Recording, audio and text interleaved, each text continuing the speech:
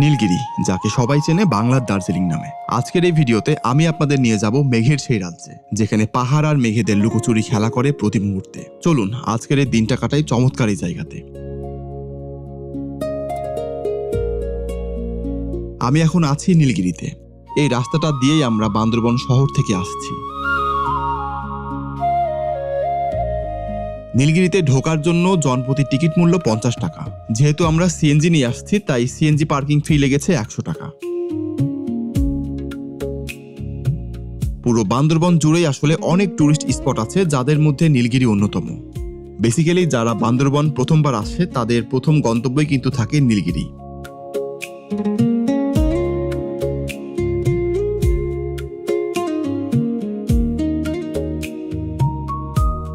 বান্দরবান শহর থেকে নীলগিরির দূরত্ব 47 কিলোমিটার। আপনারা যদি 8 থেকে 10 জন হন, তাহলে বান্দরবান শহরের ধনেশ চত্বর থেকে চাঁদের গাড়ি পেয়ে যাবেন। ভাড়া পড়বে 7000 টাকার আশেপাশে। আর যদি আমাদের মতো 2-3 জন বা 4 জন হন, তাহলে সিএনজি নিতে পারেন। সেই ক্ষেত্রে ভাড়া পড়বে 2500 টাকা। এই গাড়িগুলো সারাদিনে আপনাদের 9 থেকে 10টা স্পট ঘুরে দেখাবে।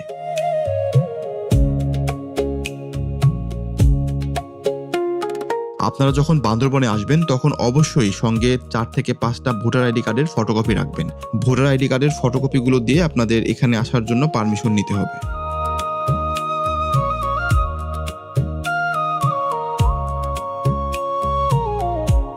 নীলগিরি ঘোরার জন্য সব থেকে ভালো সময় হচ্ছে সকাল অথবা বিকেলে।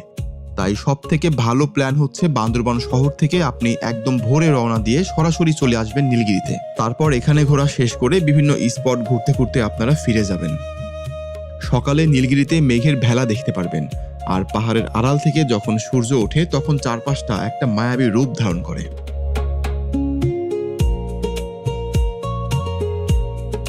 নীলগিরিকে অনেকেই বলে বাংলার দার্জিলিং। আসলে দার্জিলিংয়ে গেলে আমরা যেমন পাহাড়ের কোল ঘেঁষে বিভিন্ন হোটেল বা রিসোর্টে থাকতে পারি এবং সেখান থেকে চমৎকার ভিউ উপভোগ করতে পারি, এখানে আসলেও আপনি কাছাকাছি একটা ফ্লেভার পাবেন। তাই অনেকে আসলে এই জায়গাটিকে বাংলার দার্জিলিংও বলে।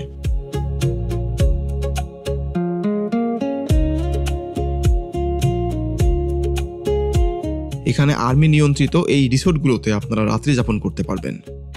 আসলে নীলগিরিতে ভ্রমণের অভিজ্ঞতা তখনই আপনার পূর্ণ হবে যখন আপনি এই আর্মি নিয়ন্ত্রিত হোটেল বা রিসোর্টগুলোতে রাত্রি যাপন করতে পারবেন।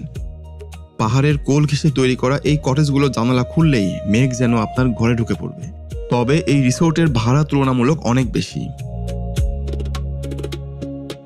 যদি আপনারা এখানে রাত্রি যাপন করতে চান, তাহলে অবশ্যই আগে থেকে এই রিসোর্ট বুকিং দিয়ে আসবেন। আমি ডেসক্রিপশন বক্সে তাদের ফোন নাম্বার দিয়ে দিব। তবে রাত না থাকলেও এখানে আপনার দারুণ সময় কাটবে। নীলগিরি থেকে আশেপাশের চমৎকার একটা ইনফিনিটি ভিউ পাওয়া যায়। আকাশ পরিষ্কার থাকলে এখান থেকে নাকি কক্সবাজারের সমুদ্র সৈকতও দেখা যায়।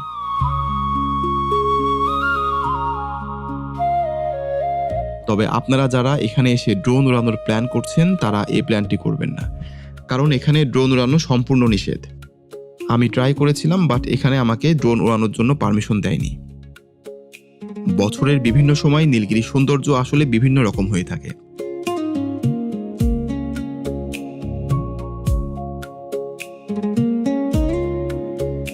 তবে এখানকার বেস্ট ভিউ পেতে হলে আপনাকে আসতে হবে জুলাই থেকে অক্টোবর মাসে। শরৎকালে এখানে মেঘগুলো আসলে একদম তুলোর মতো ভাসে।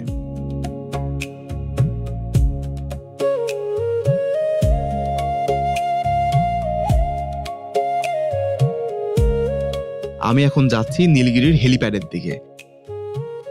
নীলগিরি ভ্রমণের প্রাণকেন্দ্র হলো এই বিশাল হেলিপ্যাড।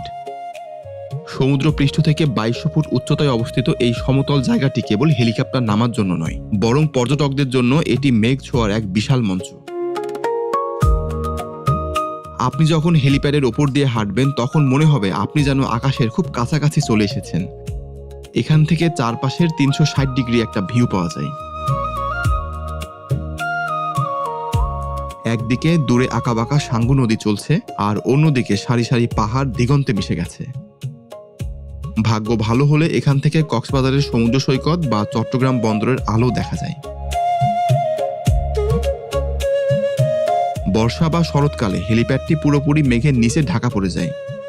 তখন মনে হয় আপনি সাদা তুলোর উপর দিয়ে হাঁটছেন। যারা নীলগিরিতে রাত কাটান তাদের জন্য এই হেলিপ্যাড হলো সূর্যোদয় দেখার সেরা স্পট।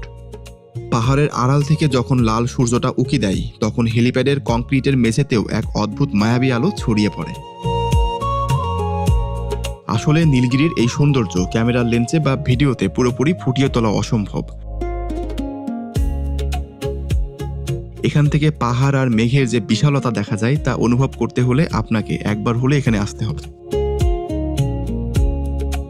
আপনারা যারা আসলে বান্দরবান দেখেননি তারা বাংলাদেশের সৌন্দর্যই দেখেননি।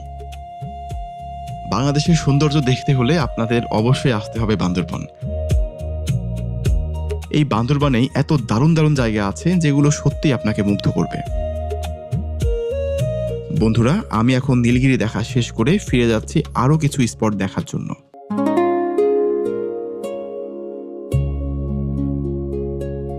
আজকের ভিডিওটি কেমন লাগলো তা কমেন্টে জানাবেন। দেখা হচ্ছে পরের পর্বে। সবাই ভালো থাকবেন। আল্লাহ হাফেজ।